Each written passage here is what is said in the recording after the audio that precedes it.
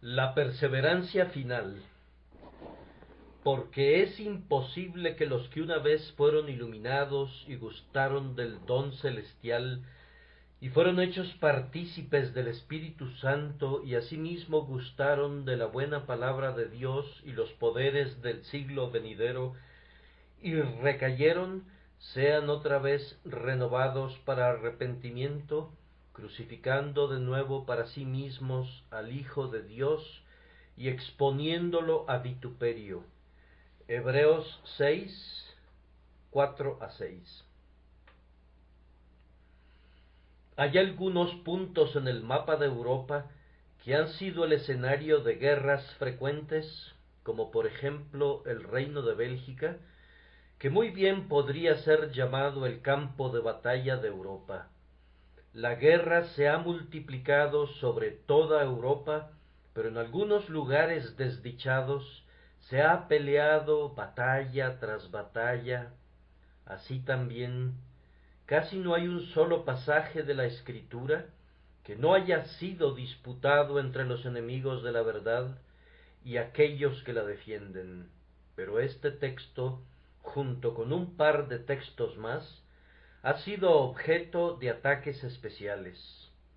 Este es uno de los textos que han sido pisoteados por los pies de la controversia, y hay diversas opiniones acerca de él, tan opuestas como los polos, con un grupo que afirma que significa una cosa y otro grupo que declara que quiere decir otra cosa. Nosotros pensamos que algunos de ellos se aproximan a la verdad, sin embargo, otros se apartan desesperadamente de la mente del Espíritu. Nosotros tomamos este texto con la intención de leerlo con la sencillez de un niño y declarar lo que encontremos allí. Y si lo que declaramos no parece concordar con algo que hayamos sostenido hasta este momento, estaremos preparados para deshacernos de cualquier doctrina nuestra antes que un solo texto de la Escritura. Viendo el alcance de todo el contexto, nos parece que el apóstol quería motivar a los discípulos a proseguir adelante. Hay una tendencia en la mente humana a quedarse corta y no dar en el blanco celestial.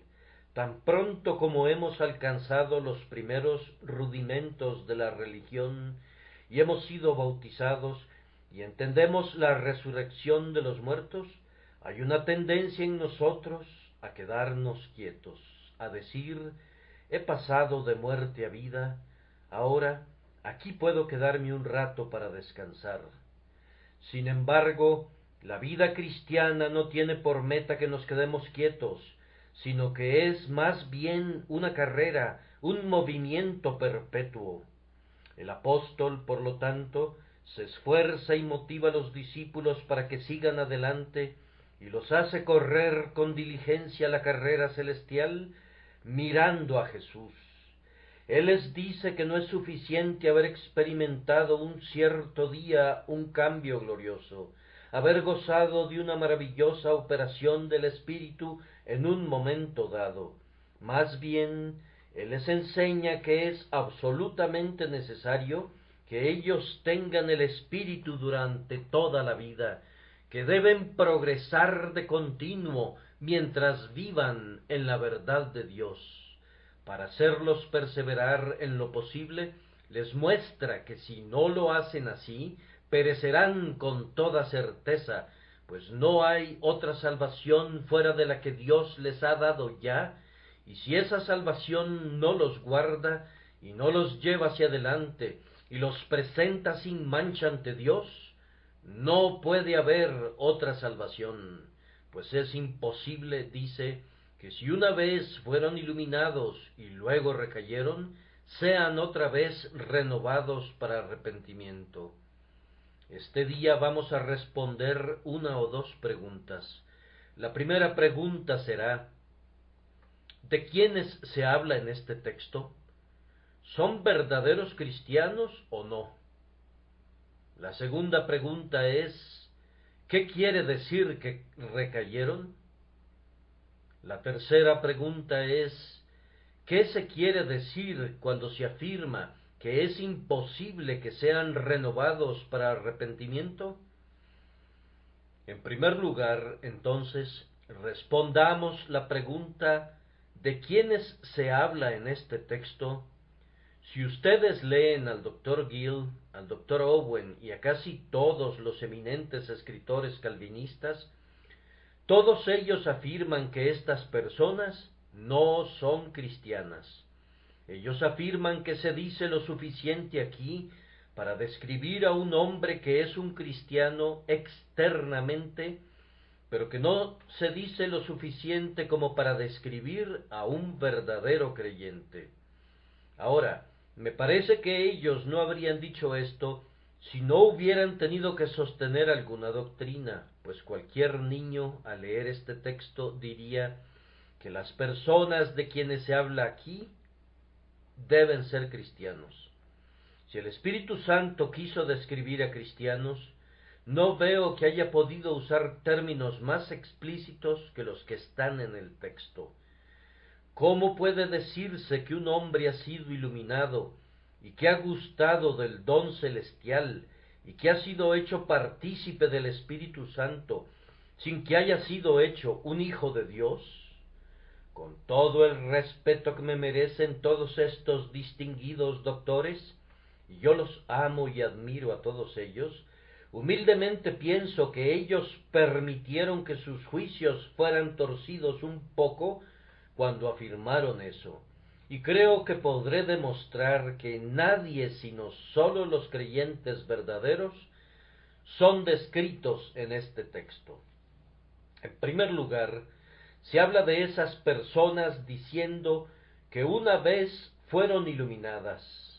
Esto se refiere a la influencia iluminadora del Espíritu de Dios que se derrama en el alma en el momento de la convicción, cuando el hombre es iluminado en cuanto a su estado espiritual y se le muestra qué cosa tan mala y amarga es pecar contra Dios, y es llevado a sentir cuán impotente es para levantarse de la tumba de la corrupción, y es adicionalmente iluminado para poder ver que, por las obras de la ley, ningún ser humano será justificado, y a mirar a Cristo en la cruz como la única esperanza del pecador. La primera obra de la gracia es iluminar el alma. Por naturaleza estamos completamente en las tinieblas. El Espíritu, como una lámpara, derrama su luz en el corazón entenebrecido, revelando su corrupción, mostrando su triste estado de indigencia, y en el momento debido, revelando también a Jesucristo, para que en su luz podamos ver la luz. Yo no puedo considerar que un hombre esté verdaderamente iluminado a menos que sea un hijo de Dios. ¿Acaso ese término no indica una persona enseñada por Dios? La experiencia cristiana no está compuesta sólo de eso, pero ¿acaso no es una parte de ella? Después de habernos iluminado, como dice el texto, lo siguiente que Dios nos otorga es un gustar del don celestial, y por esto debemos entender el don celestial de la salvación, incluyendo el perdón del pecado, justificación mediante la justicia imputada de Jesucristo, regeneración por el Espíritu Santo, y todos esos dones y gracias que en la más temprana alborada de la vida espiritual transmiten la salvación. Todos los verdaderos creyentes han gustado este don celestial. No es suficiente que un hombre sea iluminado. La luz puede resplandecer en sus ojos y sin embargo él puede morir. Él debe probar a la vez que debe ver que el Señor es bueno. No es suficiente que yo vea que soy corrupto. Yo debo experimentar que Cristo es capaz de quitar mi corrupción. No es suficiente que yo sepa que Él es el único Salvador. Debo probar su carne y su sangre y debo tener una unión vital con Él. Nosotros verdaderamente pensamos que cuando un hombre ha sido iluminado y ha experimentado la gracia, es un cristiano, y sin importar lo que sostengan esos grandes teólogos, no podemos aceptar que el Espíritu Santo describiría a un hombre no regenerado como alguien que ha sido iluminado y que ha gustado del don celestial. No, hermanos míos, si he gustado del don celestial, entonces ese don celestial es mío. Si he experimentado alguna vez el amor de mi Salvador, entonces yo soy de Él.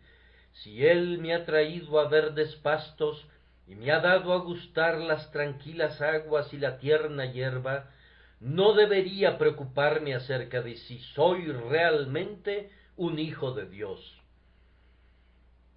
A continuación el apóstol da una descripción adicional, un estado de gracia más elevado, santificación por medio de la participación del Espíritu Santo.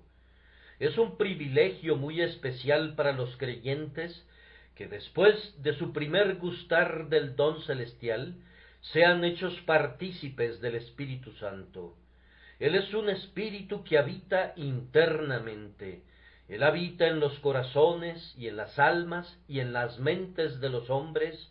Él establece su hogar en esta carne mortal. Él convierte a nuestra alma en su palacio y allí descansa. Y nosotros afirmamos con toda certeza, y creemos basarnos en la autoridad de la Escritura, que ningún hombre puede ser partícipe del Espíritu Santo y sin embargo no haber sido regenerado. Allí donde habita el Espíritu Santo debe haber vida, y si yo participo del Espíritu Santo y tengo comunión con Él, entonces puedo tener la absoluta certeza que mi salvación ha sido comprada por la sangre del Salvador. Tú no debes tener ningún temor, amado hermano. Si tú tienes al Espíritu Santo, tú tienes eso que asegura tu salvación. Si tú, mediante una comunión interna, puedes participar de su Espíritu, no solamente eres un cristiano, sino que has alcanzado cierta madurez en y por su gracia. Has ido más allá de la simple iluminación, has pasado del simple gustar, has tenido un verdadero festín y una participación del Espíritu Santo. Sin embargo, para que no haya ninguna duda acerca de que de esas personas son hijos de Dios, el apóstol prosigue a una nueva etapa de gracia. Ellos gustaron de la buena palabra de Dios. Ahora me voy a aventurar a decir que hay aquí algunos buenos cristianos que han gustado del don celestial, pero que nunca gustaron de la buena palabra de Dios. Con esto quiero decir que ellos son verdaderos convertidos, han gustado del don celestial, pero no se han fortalecido en la gracia como para conocer su dulzura, su riqueza y la grosura de esa misma palabra que los salva. Ellos han sido salvados por la palabra, pero no han llegado al punto de comprender y amar y alimentarse de la palabra como muchos otros lo han hecho. Una cosa es que Dios obre una obra de gracia en el alma, y otra cosa es que Dios nos muestre esa obra. Una cosa es que la palabra obre en nosotros, y otra cosa es que nosotros, de manera real y habitual, podamos saborear y gustar y gozarnos en esa palabra. Algunos de mis oyentes son verdaderos cristianos, pero no han alcanzado esa etapa en la cual ellos pueden amar la elección y tragarla como un dulce bocado, en la cual pueden contemplar las grandiosas doctrinas de la gracia y alimentarse de ellas. Pero estas personas sí habían alcanzado esa etapa, habían gustado de la buena palabra de Dios y también habían gustado del don celestial. Ellos habían madurado hasta esa etapa, ya habían amado la palabra, la habían gustado y habían tenido un festín con ella. Era su brazo derecho, la habían considerado más dulce que la miel, ay, más dulce que un panal que gotea. Ellos gustaron de la buena palabra de Dios. Lo repito, si estas personas no son creyentes, entonces, ¿qué son? Y ellos habían ido más adelante. Ellos habían alcanzado la cúspide de la piedad. Ellos habían recibido los poderes del siglo venidero, no los dones milagrosos que nos son negados en estos días, sino todos esos poderes con los que el Espíritu Santo dota al cristiano. ¿Y cuáles son? Pues está el poder de la fe, que manda inclusive que los cielos lluevan, o tapa las botellas de los cielos para que ya no lluevan. Está el poder de la oración, que pone una escalera entre la tierra y el cielo, y ordena a los ángeles que suban y bajen para llevar nuestras necesidades a Dios y para traer bendiciones de arriba. Está el poder con el que Dios ciñe a su siervo cuando habla por inspiración, que le capacita para instruir a otros y llevarlos a Jesús. Y cualquier otro poder que haya, el poder de mantener comunión con Dios, o el poder de esperar pacientemente al Hijo del Hombre, estos individuos los poseían. No eran simplemente hijos, sino que eran hombres, no estaban simplemente vivos, sino que habían sido dotados de poder.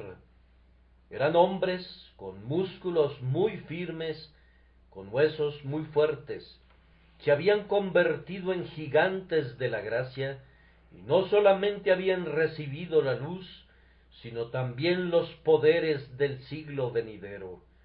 Independientemente de lo que pudiera ser el significado del texto, decimos que ellos debieron ser indudablemente cristianos reales y ninguna otra cosa más. Y ahora responderemos la segunda pregunta. ¿Qué quiere decir recaer? Debemos recordar a nuestros amigos que hay una vasta distinción entre recaer, es decir, apostatar, y caer. La Escritura no menciona en ningún lado que si un hombre cae no puede ser renovado. Por el contrario, porque 7 veces cae el justo y vuelve a levantarse. Y sin importar cuántas veces caiga el Hijo de Dios, el Señor sostiene al justo. Sí, cuando nuestros huesos son quebrantados, Él restaura nuestros huesos otra vez y nos coloca una vez más sobre una roca. Convertíos, hijos rebeldes, y sanaré vuestras rebeliones. He aquí nosotros venimos a ti, porque tú eres Jehová nuestro Dios.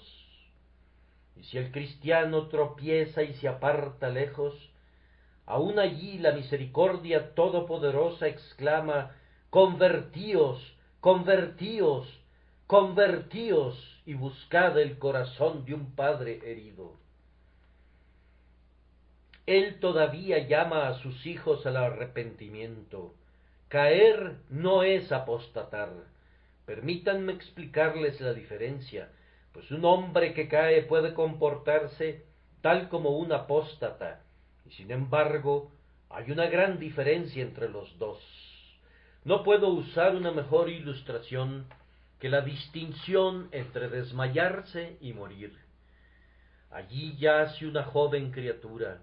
Ella a duras penas puede respirar, no puede por ella misma alzar su mano, y si alguien más se la levanta, la mano cae de inmediato. Ella está fría y tiesa, está débil, pero no está muerta. Hay otra persona por allá, tan fría y tiesa como la niñita, pero hay esta diferencia: ella está muerta. El cristiano puede desmayarse y puede caer en medio del desmayo, y alguien podrá levantarlo y afirmar que está muerto, pero no lo está. Si cae, Dios va a levantarlo de nuevo, pero si apostata, ni el mismo Dios podrá salvarlo, porque es imposible, si el justo apostata, que sea otra vez renovado para el arrepentimiento. Más aún, recaer, apostatar, no es cometer pecado bajo una tentación que sorprende temporalmente. Abraham va a Egipto, teme que su esposa sea llevada lejos de él, y dice, es mi hermana. Ese fue un pecado cometido bajo una sorpresa temporal, pero eso no es apostatar. Aún Noé pudo cometer un pecado que ha degradado su memoria hasta nuestros días y la va a deshonrar hasta el final de los tiempos. Pero, sin duda, Noé se arrepintió y fue salvado por la gracia soberana. Noé cayó, pero Noé no apostató. Un cristiano puede extraviarse una vez y regresar prontamente otra vez.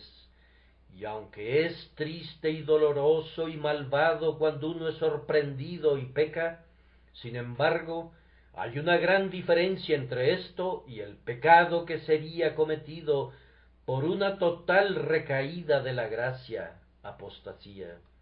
Tampoco puede decirse de un hombre que peca sin ser necesariamente sorprendido que ha recaído, apostatado.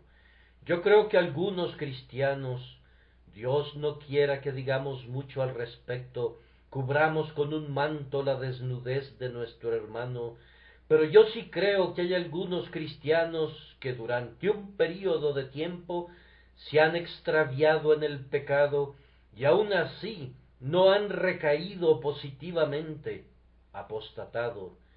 Allí está el negro caso de David, un caso que ha confundido a miles. Ciertamente durante algunos meses David vivió sin hacer una confesión pública de su pecado, pero sin duda sentía dolores en su corazón, pues la gracia no había detenido su obra. Había una chispa en medio de las cenizas que Natán reavivó, que nos muestra que David no estaba muerto, pues de lo contrario el cerillo que el profeta aplicó no hubiera alumbrado tan rápidamente. Y así, amados hermanos, ustedes se habrán extraviado en el pecado durante algún tiempo y se habrán alejado de Dios, y sin embargo, ustedes no son las personas que están descritas en este texto, en relación a los cuales se dijo que es imposible que sean renovados para arrepentimiento. Pero aunque anden extraviados, ustedes son todavía los hijos de su Padre, y la misericordia clama, convertíos, convertíos, vuelvan a su primer marido, porque mejor les iba entonces que ahora.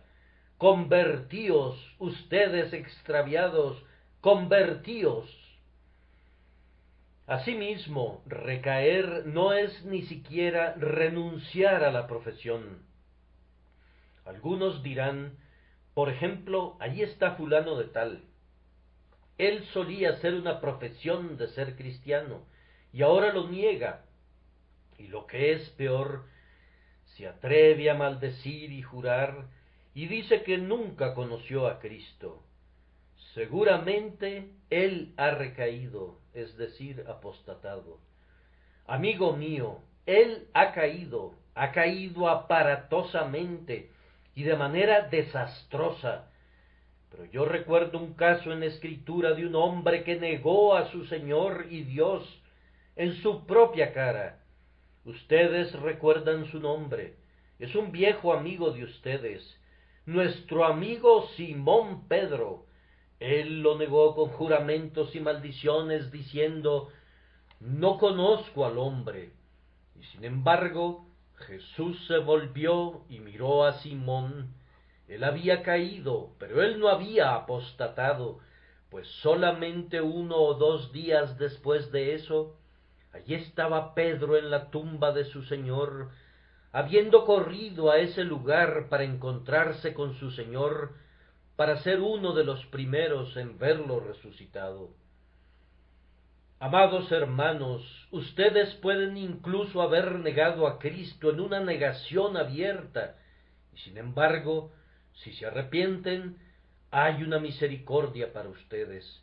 Cristo no los ha rechazado, ustedes todavía se arrepentirán, no han recaído, apostatado. Si hubieran apostatado, yo no podría predicarles, pues es imposible que los que han recaído, es decir, apostatado, sean otra vez renovados para arrepentimiento. Pero alguien podrá decir, ¿qué es recaer? Es decir, apostatar. Bien, no ha habido nunca un caso todavía, y por lo tanto yo no podría describirlo después de haberlo observado. Pero les diré lo que supongo que es. Recaer, apostatar, sería que el Espíritu Santo abandone completamente a un hombre, que su gracia cese enteramente, no estar dormido, sino dejar de ser, que Dios, que ha comenzado una buena obra, la deje de hacer por completo, que retire su mano y diga, está bien, hombre, te he medio salvado, ahora voy a condenarte. Eso es lo que significa recaer, apostatar. No es pecar temporalmente. Un hijo puede pecar contra su padre y estar vivo todavía, pero recaer, apostatar, es como cortar de tajo la cabeza del hijo. No caer simplemente, pues entonces nuestro Padre puede levantarnos, sino ser arrojados a un precipicio donde estamos perdidos para siempre. Un alejamiento permanente implicaría que la gracia de Dios ha cambiado su naturaleza viva, que la inmutabilidad de Dios se ha vuelto variable, que la fidelidad de Dios se ha vuelto cambiante, y que Dios mismo ha cambiado en su deidad, pues todas estas cosas se requerirían para un alejamiento permanente. Pero si un hijo de Dios pudiera alejarse de manera permanente y la gracia de Dios cesara en el corazón de un hombre, ahora viene la tercera pregunta. Pablo dice, es imposible que sea otra vez renovado para arrepentimiento. ¿Qué quiso decir el apóstol? Un eminente comentarista establece que quiso decir que sería muy difícil. Sería muy difícil, ciertamente, que un hombre que se alejó permanentemente fuera salvado. Pero nosotros replicamos, mi querido amigo, no dice absolutamente nada acerca de que es muy difícil. Dice que es imposible. Y a nosotros nos gusta leer nuestra Biblia de la manera que un niño la leería. Dice que es imposible. Y nosotros decimos que sería totalmente imposible si un caso como el que hemos supuesto ocurriera. Imposible para el hombre y también imposible para Dios, pues Dios tiene el propósito que nunca otorgará una segunda salvación para salvar a quienes no pudo salvar la primera salvación. Me parece que escucho a alguien que dice, parecería que es posible que algunas de esas personas se alejen permanentemente, porque el texto dice, es imposible que los que recayeron sean otra vez renovados para arrepentimiento. Bien, amigo mío, voy a concederte tu teoría por un instante. Tú eres un buen cristiano el día de hoy. Apliquemos esto a ti mismo y veamos qué tal te gusta. Tú has creído en Cristo y has entregado tu alma a Dios, pero piensas que en un momento desafortunado puedes alejarte permanentemente. Fíjate bien, si tú te me acercas y me dices que tú te has alejado permanentemente, ¿cómo te gustaría que te dijera, amigo mío, tú estás tan condenado como el demonio en el infierno, pues es imposible que seas renovado para arrepentimiento.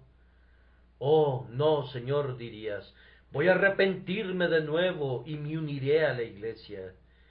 Esa es precisamente la teoría arminiana otra vez, pero no se encuentra en la Escritura de Dios. Si te apartas totalmente una vez, tú estás tan condenado como cualquier persona que sufre en el infierno para siempre. Sin embargo, hemos escuchado que un hombre ha afirmado que la gente se puede convertir 3, 4 y hasta 5 veces y que han sido renovados una y otra vez. Recuerdo que un buen hombre, supongo que lo era, señaló a una persona que iba caminando en la calle y dijo, ese hombre ha nacido de nuevo 3 veces, y eso lo sé con certeza. Podría mencionar el nombre del individuo, pero me abstengo de hacerlo. Yo creo que va a recaer otra vez, añadió, pues es tan adicto a la bebida que yo no creo que la gracia de Dios pueda hacer nada por él, a menos que se vuelva un total abstemio. Ahora, tales hombres no pueden leer la Biblia, pues en caso de que sus miembros se alejen permanentemente, el texto dice que, como un hecho positivo, es imposible que sean otra vez renovados para arrepentimiento. Pero yo le pregunto a mi amigo arminiano, ¿acaso no cree él que mientras haya vida hay esperanza? Sí, responde, mientras la lámpara esté ardiendo, el más vil de los pecadores puede regresar. Bien, eso no es muy consistente decir a continuación de lo que nos dijiste antes, que hay algunas personas que se alejan permanentemente y consecuentemente caen en tal condición que no pueden ser salvados. No sé cómo puedes lograr que estas dos cosas encajen. Quiero que me muestres cómo estas dos doctrinas pueden estar de acuerdo, y hasta tanto que un individuo emprendedor no traiga el polo norte y lo coloque sobre el polo sur, yo no puedo ver cómo vas a lograrlo. El hecho es que estás en lo cierto cuando dices, mientras haya vida, hay esperanza. Pero no tienes razón cuando dices que cualquier individuo que caiga en tal condición tiene la posibilidad de salvación. Vamos a hacer dos cosas ahora. La primera, vamos a comprobar la doctrina que si un cristiano se aleja definitivamente, no puede ser salvo. Y la segunda, vamos a utilizar la doctrina, o sea, mostrar su aplicación. Entonces voy a comprobar la doctrina que si un cristiano se aleja definitivamente, no que caiga, pues ustedes entienden lo que ya les he explicado, pero si un cristiano deja de ser un hijo de Dios, y si la gracia se extingue en su corazón, él está más allá de la posibilidad de salvación, y es imposible que sea otra vez renovado. Permítanme explicarles por qué. En primer lugar, es totalmente imposible si ustedes consideran la obra que ha sido quebrantada. Cuando los hombres han construido puentes sobre los ríos, si éstos han sido construidos con los materiales más fuertes y con la técnica más excelente, pero los cimientos son tan malos que ninguno puede resistir, ¿qué dicen de ellos?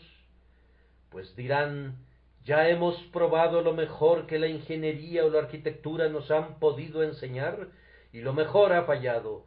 No conocemos nada que pueda superar los materiales que hemos utilizado, y por lo tanto sentimos que no queda ninguna posibilidad de poder ponerle un puente a ese río o cruzar una línea de ferrocarril sobre esa ciénaga o este pantano, pues ya hemos probado lo que es reconocido como el mejor sistema.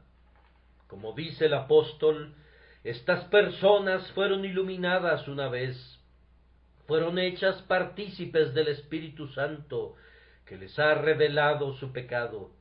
¿Qué queda por probar? Ellos fueron convictos una vez. ¿Hay algo superior a la convicción? ¿Acaso la Biblia promete que el pobre pecador tendrá algo por encima de la convicción de su pecado que lo hace sensible al mismo? ¿Acaso no hay algo más poderoso que la espada del Espíritu? Si eso no ha traspasado el corazón del hombre, ¿hay alguna otra cosa que pueda hacerlo? He aquí a un hombre que ha estado bajo el martillo de la ley de Dios, por eso no ha logrado quebrantar su corazón. ¿Puedes encontrar algo más fuerte? La lámpara del Espíritu de Dios ya ha alumbrado las cavernas de su alma. Si eso no es suficiente, ¿dónde podrás pedir prestada otra lámpara? Pregúntale al sol, ¿tiene acaso una lámpara que alumbre más que la iluminación del Espíritu? Pregúntale a las estrellas, ¿acaso tienen ellas una luz más brillante que la luz del Espíritu Santo? La creación responde que no. Si eso falla, entonces no queda disponible nada más. Aún más, estas personas gustaron del don celestial, y aunque habían sido perdonadas y justificadas, sin embargo, el perdón por medio de Cristo y la justificación no fueron suficientes, sobre la base de esta suposición, para salvarlos. ¿De qué otra manera pueden ellos ser salvos? Dios los ha arrojado fuera, después de que Él no ha podido salvarlos por estos medios. ¿Qué otra cosa puede liberarlos? Ellos ya han gustado del don celestial. ¿Hay una misericordia mayor para ellos? ¿Hay algún vestido más brillante que el traje de la justicia de Cristo? ¿Hay algún baño más eficaz que esa fuente repleta de sangre? No. Toda la tierra resuena con el eco, no. Si Él ha fallado, ¿qué más queda? Estas personas también fueron hechas partícipes del Espíritu Santo, y si eso falla, ¿qué más les podemos dar? Querido oyente, si el Espíritu Santo habita en tu alma, y ese Espíritu Santo no te santifica y te guarda hasta el fin, ¿qué otra cosa se puede probar? Pregúntale al que blasfema si conoce a un ser, o si se atreve a suponer la existencia de un ser superior al Espíritu Santo. ¿Acaso hay un ser más grande que la omnipotencia? ¿Hay algún poder más grande que ese que habita en el corazón nacido de nuevo del creyente? Y si el Espíritu Santo ya ha fallado, oh cielos, dígannos dónde podremos encontrar algo que sobrepase su poder. Si Él es ineficaz, ¿qué queda por ensayar? Estas personas también ya habían gustado de la buena palabra de Dios. Ellos habían amado las doctrinas de la gracia. Esas doctrinas habían penetrado en sus almas y se habían alimentado con esas doctrinas. ¿Qué nuevas doctrinas se les podrá predicar? Profeta de los tiempos, ¿dónde podrás encontrar otro sistema teológico? ¿A quién tendremos? ¿Levantaremos a Moisés de su tumba? ¿Traeremos a todos los antiguos videntes y les pediremos que profeticen? Entonces, si sólo hay una doctrina que es verdadera, y si estas personas se han apartado de recibirla, ¿cómo pueden ser salvos? Además, estas personas, de acuerdo al texto, habían gustado de los poderes del siglo venidero. Ellos han tenido el poder de conquistar el pecado, poder en la fe, poder en la oración, poder en la comunión. ¿Con qué mayor poder podrán ser dotados? Este ya ha fallado. ¿Qué puede hacerse a continuación? Oh, ustedes ángeles, respóndanme, ¿qué sigue? ¿Qué otros medios quedan disponibles? ¿Qué otra cosa podemos intentar? Él ha sido salvado una vez, sin embargo, se supone que está perdido. ¿Cómo entonces puede ser salvo ahora? ¿Acaso hay una salvación suplementaria? ¿Hay algo que pueda superar a Cristo y ser un Cristo allí donde Jesús es derrotado? Y luego el apóstol dice que la gravedad del pecado en que incurrirían, si en efecto se apartaran, los colocaría más allá del alcance de la misericordia. Cristo murió, y por su muerte él hizo expiación por esos pecados que lo crucificaron una vez. Pero, ¿leemos acaso que Cristo morirá alguna vez por quienes lo crucifican dos veces? Pero el apóstol nos dice que si los creyentes se apartan, ellos van a crucificar de nuevo para sí mismos al Hijo de Dios y exponerle a vituperio. Entonces, ¿dónde habrá una expiación para eso? Él ha muerto por mí. Vamos, aunque los pecados de todo el mundo estuvieran sobre mis hombros, aún así esos pecados sólo lo crucificaron una vez, y esa única crucifixión ha limpiado todos esos pecados. Pero si yo lo crucificara de nuevo, ¿dónde podría encontrar el perdón? ¿Podrían los cielos, podría la tierra, podría el propio Cristo, con entrañas llenas de amor, señalarme a otro Cristo, mostrarme un segundo Calvario, darme un segundo Getsemaní? Ah, no, esa misma culpa nos pondría más allá del recinto de la esperanza si nosotros nos apartáramos. Adicionalmente, amados hermanos, piensen en lo que se requeriría para salvar a un hombre así. Cristo ha muerto por él una vez, y sin embargo, él se ha apartado y está perdido. El Espíritu lo ha regenerado una vez, y esa obra de regeneración ha sido inútil. Dios le ha dado un nuevo corazón. Por supuesto, yo solo estoy hablando bajo la suposición del apóstol. Él ha puesto su ley en ese corazón, y sin embargo, él se ha apartado de él, contrario a la promesa que no se apartaría. Lo ha hecho como la luz de la aurora, pero él no va en aumento hasta que el día es perfecto. Él brilló solo para la oscuridad. ¿Qué sigue?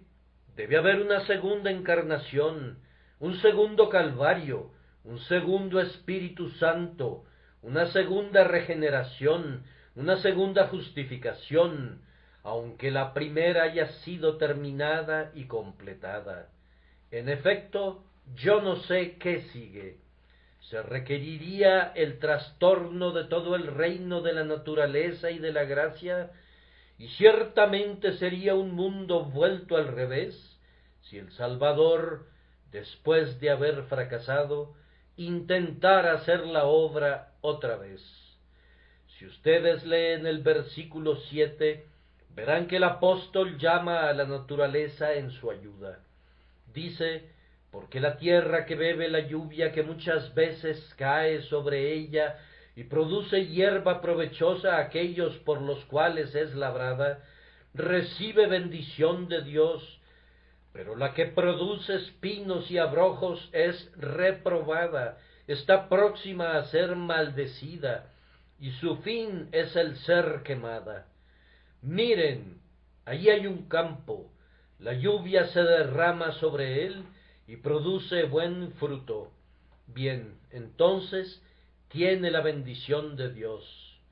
Pero de acuerdo a la suposición de ustedes, hay otro campo sobre el cual desciende la misma lluvia que moja el mismo rocío, ha sido arada y preparada de la misma forma que la otra, y el labrador ha ejercitado todo su arte sobre esa tierra, y sin embargo es infértil. Entonces, si la lluvia del cielo no la fertilizó, ¿qué sigue? Ya se han utilizado las más modernas técnicas de la agricultura, los últimos instrumentos han sido traídos, y puestos sobre su superficie, y sin embargo todo ha sido inútil. ¿Qué sigue? No sigue nada excepto que está próxima a ser maldecida, y su fin es el ser quemada. Será abandonada como el desierto del Sahara y destinada a la destrucción. Así, mi querido oyente, será posible que la gracia obre en ti y que no pueda salvarte, que la influencia de la gracia divina pueda descender como lluvia del cielo y regresar vacía a Dios. No podría haber ninguna esperanza para ti, pues estarías próximo a ser maldecido, y tu fin es el ser quemado. Se me ha ocurrido una idea. Nos ha parecido una cosa muy singular que nuestros amigos sostengan que los hombres pueden ser convertidos, hechos nuevas criaturas, y que luego se aparten y sean convertidos de nuevo. Yo soy una criatura vieja por naturaleza. Dios me convierte en algo nuevo, me hace una nueva criatura. Yo no puedo regresar a ser una vieja criatura, pues mi proceso de creación no puede ser revertido. Pero supongamos que mi calidad de nueva criatura no es lo suficientemente buena para llevarme al cielo. ¿Qué es lo que viene después de eso? Debería haber algo por encima de una nueva criatura, una nueva criatura.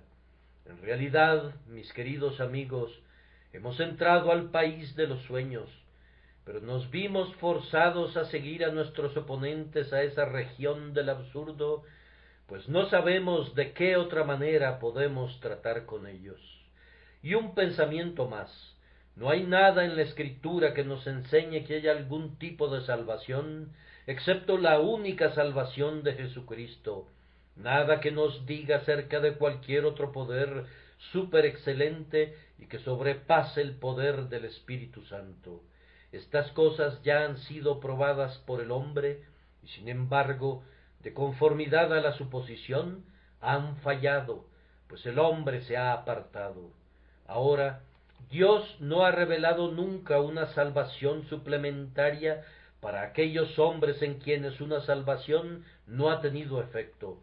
Y hasta que no se nos señale un texto de la Escritura que declare esto, sostendremos que la doctrina del texto es esta, que si la gracia es ineficaz, si la gracia no guarda al hombre, entonces no queda nada sino que ese hombre debe ser condenado, lo cual es equivalente a decir, excepto que haciendo un pequeño rodeo, que la gracia lo hará. Así que estas palabras, en vez de militar en contra de la doctrina calvinista de la perseverancia final, conforman una de las mejores pruebas que pudieran aportarse en favor de esa doctrina. Y ahora, finalmente, llegamos al punto de aplicar esta doctrina. Si los cristianos pueden apartarse definitivamente y dejar de ser cristianos, no pueden ser renovados otra vez para arrepentimiento. Pero, dirá alguien, tú dices que no pueden apartarse. ¿Cuál es el sentido de ponerle un sí como el coco que asusta a los niños o como un fantasma que no tiene una existencia? En primer lugar, oh cristiano, está puesto allí para guardarte de que te apartes. Dios preserva a sus hijos de que se aparten, pero Él los guarda utilizando medios, y uno de estos medios es los terrores de la ley, mostrándoles lo que pasaría si se apartaran. Allí está un profundo precipicio. ¿Cuál es la mejor forma de evitar que alguien caiga en él? Pues decirle que si se cayera en el precipicio, sería hecho pedazos. En lo profundo de algún viejo castillo hay una bodega donde se ha acumulado una gran cantidad de aire sin renovar y gas que mataría a cualquiera que entrara allí. ¿Qué dice el guía? Si ustedes entran allí, no podrían salir vivos. ¿Quién pensaría en entrar? El simple hecho que el guía nos diga las consecuencias nos mantendría alejados. Nuestro amigo nos quita la copa de arsénico y se deshace de ella. No quiere que lo tomemos y dice, si lo tomas, te matará. ¿Acaso supone él por un momento que debemos tomarlo? No, nos comenta las consecuencias y se asegura que no lo hagamos. Así Dios dice, hijo mío, si te caes en ese precipicio, serás hecho pedazos. ¿Qué hace entonces el hijo? Dice, Padre, guárdame, sosténme y estaré seguro. Lleva al creyente a una mayor dependencia de Dios, a un santo temor y precaución, porque sabe que si se apartara no podría ser renovado, y por lo tanto se coloca lejos de ese abismo, pues sabe que si se cayera en él, no habría salvación para él. Está calculado para excitar el temor, y este santo temor evita que el cristiano caiga. Si yo pensara como piensa el arminiano, es decir, que yo me puedo apartar totalmente y luego regresar otra vez, me apartaría muy a menudo, pues la carne y la sangre pecaminosas pensarían que es muy agradable apartarse y ser un pecador y asistir a espectáculos peligrosos o a emborracharse y luego regresar a la iglesia y ser recibido de nuevo como un amado hermano que se ha apartado un poco. Sin duda el ministro diría, nuestro hermano Charles es un poco inestable a veces, un poco inestable. Él no conoce nada acerca de la gracia, pues la gracia engendra una santa precaución, porque nosotros sentimos que si no fuéramos preservados por el poder divino, pereceríamos. Decimos a nuestro amigo que ponga aceite en su lámpara para que pueda continuar ardiendo. ¿Significa eso que se permitirá que la lámpara se apague? No, Dios le dará suficiente aceite que pueda poner en su lámpara de manera continua. Como la figura de Juan Bunyan, había un incendio y vio a un hombre apagándolo con agua. Ahora, dice el predicador, ¿no ves que ese fuego se va a apagar, que el agua está calculada para apagarlo, y si lo apaga, ese fuego nunca volverá a revivir? Pero Dios nunca permitiría eso, pues hay un hombre detrás de la pared que está derramando aceite sobre el fuego, y eso es motivo de gratitud para nosotros, pues si el aceite no fuera derramado por una mano celestial, seríamos destruidos inevitablemente. Entonces, ten cuidado, cristiano, este es un aviso. Es para motivar nuestra gratitud. Supón que tú le dices a tu hijito, ¿sabes, Tomasito, que si no te diera tu comida y tu cena, te morirías? No hay nadie más que te dé tus alimentos. ¿Qué pasa entonces? El niño no va a pensar que no le darás sus alimentos. Él sabe que lo harás y él está agradecido contigo por eso. El experto químico nos dice que si no hubiera oxígeno mezclado con el aire, los animales morirían. ¿Suponen por eso que no habrá oxígeno y que por lo tanto vamos a morir? No, él solo enseña la gran sabiduría de Dios al haber mezclado los gases en sus debidas proporciones. Uno de los antiguos astrónomos afirma, Dios tiene una gran sabiduría al haber colocado al Sol exactamente en la distancia correcta, ni tan lejos para que no nos congelemos, ni tan cerca para que no nos quememos. Dice, si el Sol estuviera 1.000.000 de kilómetros más cerca, moriríamos achicharrados. ¿Acaso ese astrónomo supone que el Sol estará 1.000.000 de kilómetros más cerca y que por lo tanto moriremos achicharrados? Él afirma, si el Sol estuviera 1.000.000 de kilómetros más lejos, moriríamos congelados. Nos está diciendo que el Sol estará 1.000.000 de kilómetros más lejos y que por lo tanto nos congelaremos? De ninguna manera. Sin embargo, es una manera muy racional de hablar para mostrarnos cuán agradecidos debemos estar con Dios. Así dice el apóstol: cristiano, si tú te apartaras, nunca podrías ser renovado otra vez para arrepentimiento. Agradece entonces a tu Señor, porque Él te guarda. Mira cómo se sostiene una piedra en el aire, mira cómo vive una chispa en el mar, con vida aunque está rodeada de muerte. Yo doy toda la gloria a Dios. Hay una copa de pecado que condenaría tu alma, oh cristiano. Oh, qué gracia es esa que sostiene tu brazo y no te permite que la bebas. Allí estás tú como el cazador de pájaros en Saint Kilda. Tú estás siendo llevado al cielo por medio de una sola cuerda. Si esa mano que te sostiene te dejara ir, si esa cuerda que te sostiene se rompiera, te estrellarías contra las rocas de la condenación.